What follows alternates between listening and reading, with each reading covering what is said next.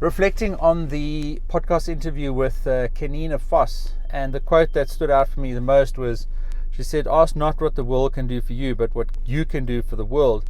And she has, as she said in her own words, zigzagged through a number of different careers. She studied computer science, then journalism, she became a journalist, and then she studied climate change.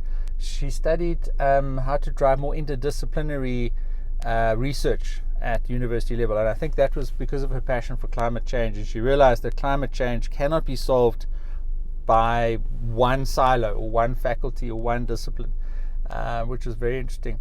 So we spoke quite a bit. She has a senior, or had a senior role at Wits University. She was working for the Wits Vice Chancellor during the Fees Must Fall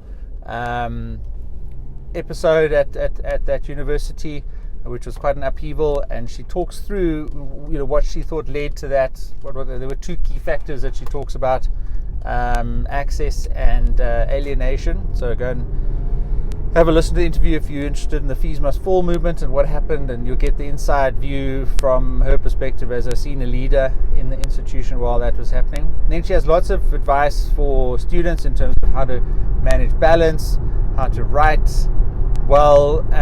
As a journalist, she would have a word count, and she would often find that her writing was slashed right down by her editor, and she took lots of lessons from that for her academic studies.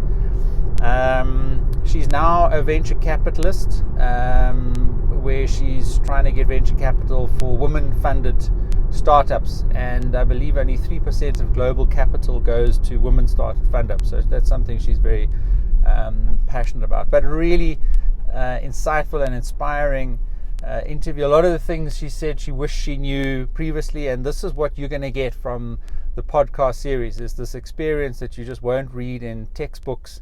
You'll only get it from experienced students and leaders in education. So Kanina Foss, don't miss that one.